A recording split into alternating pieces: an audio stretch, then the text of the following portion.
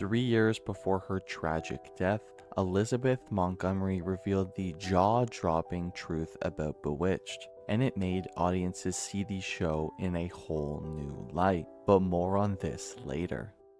Elizabeth Montgomery was born in Los Angeles, California, the buzzing entertainment capital of the world. She also had two show business parents. Her mother was a Broadway actress from Kentucky, and her father was Robert Montgomery, a New Yorker and Academy Award nominee. Once Montgomery had finished acting school, she wanted to get down to work. She already majorly disappointed her parents by throwing herself into show business, but now she needed a big favor from her father. Montgomery hoped to land a spot on her father's TV series, Robert Montgomery Presents. Though reluctant, he allowed her to have her debut on his show, but he still wasn't happy about putting his daughter into the world of celebrity. Unfortunately, their poor relationship would lead to some of Elizabeth Montgomery's unfortunate daddy issues. Montgomery's fear and devotion toward her father affected more than just her career. It also bled into her love life in increasingly disturbing ways. In 1954, she married Frederick Hammond, a rich, well-connected socialite who had nothing to do with show business and was sure to finally earn her father's support. The fact that Cameron was a decade older than her and could almost be her father wasn't creepy at all, right? Sadly, this was only but the beginning. When Elizabeth Montgomery starred in her first Hollywood film opposite to heartthrob Gary Cooper, it turned into a disaster for her personal life. After all, despite the fact she was still married to Cameron, Cooper was her kryptonite, a dashing older man. Before long, Montgomery and Cooper were reportedly hot and heavy with each other, but these carefree decisions had massive consequences. As you might have guessed from her jumping right into bed with her very first Hollywood co-star, Montgomery was miserable at home. Turned out, her older husband Cameron also wanted her to quit acting and stay home all day to take care of the household. This was definitely not what she signed up for, and the writing was on the wall. Within a year, the marriage was over. Now that she was a free woman, she ramped her life right up. While working on 1963's thriller Johnny Cool, Montgomery solidified her reputation as an actress who met her boyfriends at work. In the film, she played a socialite who falls for a gang member. As it turns out, Montgomery also fell for someone else, the director. So, had she learned her lesson about dating older men? Not a chance. William Asher was more than a decade older than her. Not only was her new beau older, Montgomery wasn't safe with Asher. In fact, her very life was in danger. Nonetheless, she married Asher in 1963 anyways. The two had planned to sell themselves as a show business duo and quickly stumbled upon a comedic series that caught their eye. The story was about a modern-day witch and her hilarious relationship with her very mortal husband. Of course, this was about Bewitched, and it was about to be one serious game changer for Montgomery. However, though it sounded like the perfect project, it certainly got off to a grisly start. Montgomery was now in her dream role playing the lovable Samantha Stevens on Bewitched. The dream, however, was about to become a nightmare. You see, Montgomery and her husband, the director, had done something to sabotage the making of Bewitched. They'd gotten pregnant. They were still filming season 1, and Montgomery was very clearly showing her baby bump. Nothing short of a miracle could save the filming of Bewitched. Montgomery was likely anticipating the arrival of her first child, but the producers on Bewitched were pulling their hair out, trying to figure out what to do. There were no miracles to cover up Montgomery's expanding pregnant body. There was, however, ways to cheat. The plan was to film all of these scenes that didn't have Montgomery in them, which were a few. After Montgomery gave birth, she quickly filmed her scenes, and the show would get its premiere. When Bewitched finally hit television screens, Montgomery completely bedazzled audiences. The producers thought it would be fun to give them even more of Montgomery. Enter Serena, Samantha Stevens' free-spirited and provocatively dressed cousin. Fans loved her, and so did someone else. Crew members reported seeing something odd. Montgomery still in her Serena outfit, and her husband heading to a motel for some behind-the-scenes fun. Montgomery's real-life husband seemed to have it all. Her on-screen husband, however, had nothing but problems. When the actor playing her husband, Dick York, came down with severe back pain, Montgomery let the writers deal with it. And what was their not-so-clever solution? In all of his scenes, husband Darren was either on the couch, in bed, or out of town. York's back pain soon became crippling, and his solution was even worse. Dick York had turned to medication to deal with his chronic pain, but tragically, this progressed into something worse: on-set drinking. Well, in the middle of a scene, Montgomery suddenly noticed that York was tipsy. It seemed that Dick York's personal troubles couldn't get any worse, but they did.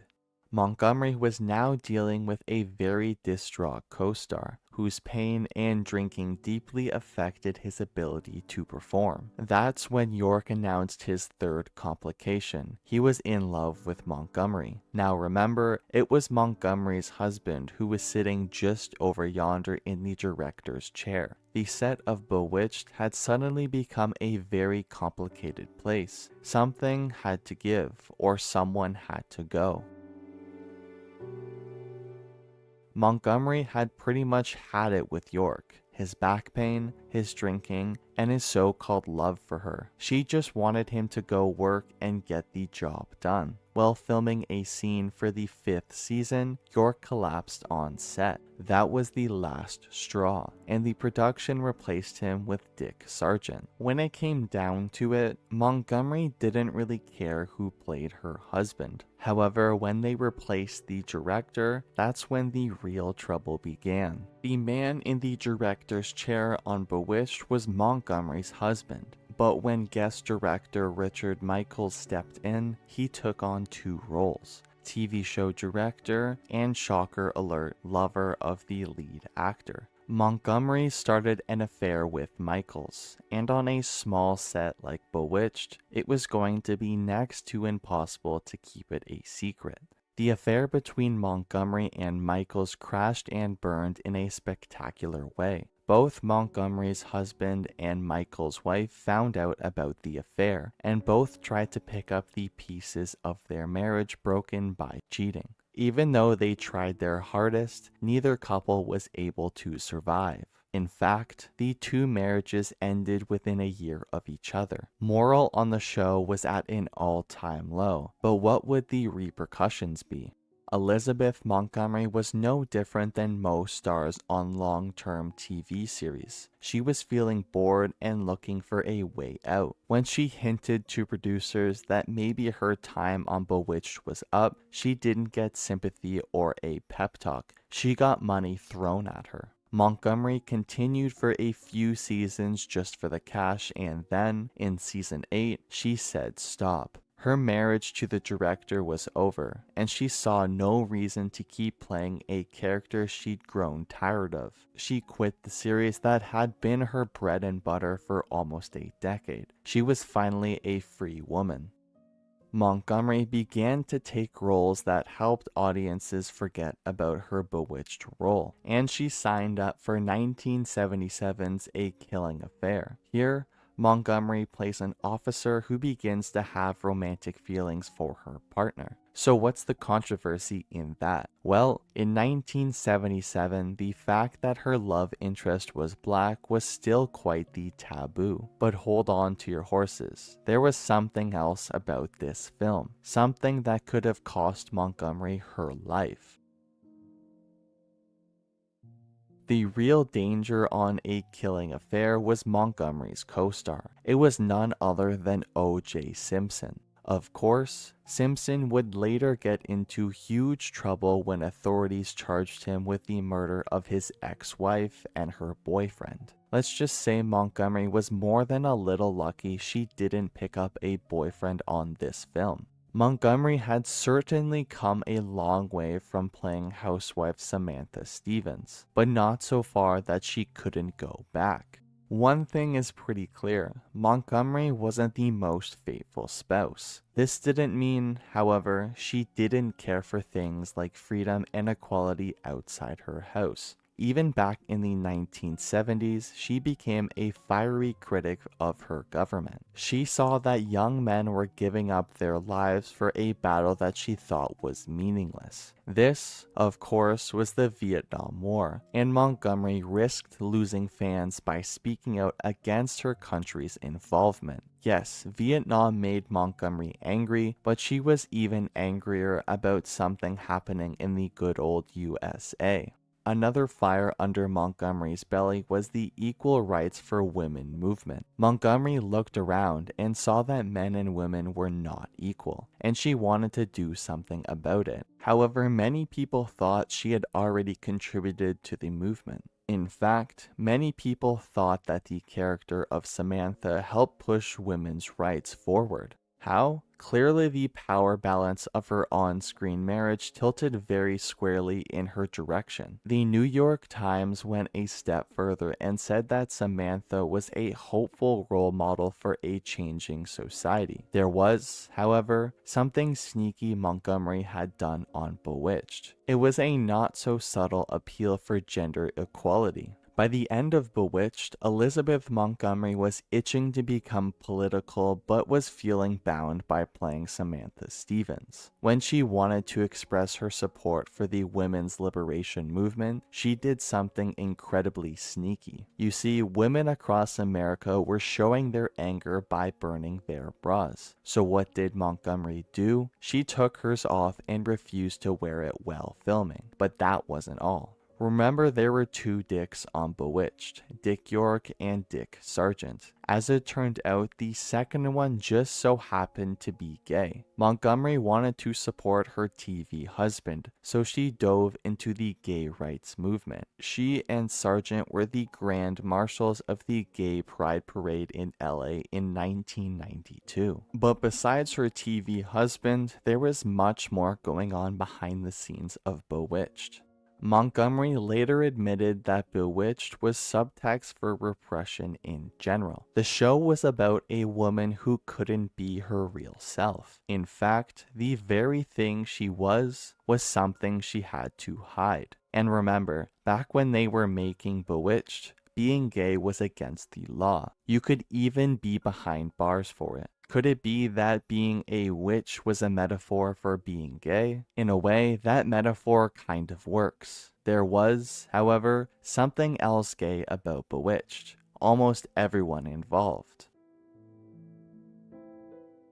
Paul Lynde, who had 10 episodes as Uncle Arthur, eventually came out of the closet. The man who played Samantha's father, Maurice Evans, was reportedly gay. Additionally, some rumors suggested that the actress who played Samantha's mother, Agnes Moorehead, was a lesbian. Some people called it the gayest cast in TV history. Montgomery had surrounded herself with a queer community, so when a national health tragedy struck, she stepped up. In the 1980s, Montgomery witnessed a dark cloud over America. This was the AIDS crisis, and she saw many of her gay friends suffering. Of course, the always political Montgomery was there to stand on the right side of history. In fact, she was one of the first celebrities to show their support. She was incredibly brave, but sadly, she'd soon need this courage for her own health crisis. It turned out that Montgomery had something terrible, cancer. Unfortunately, before long, the cancer had already advanced and it was terminal. Only 8 weeks after her diagnosis, Elizabeth Montgomery passed. She was 62 years old and lucky enough to have her loved ones around her.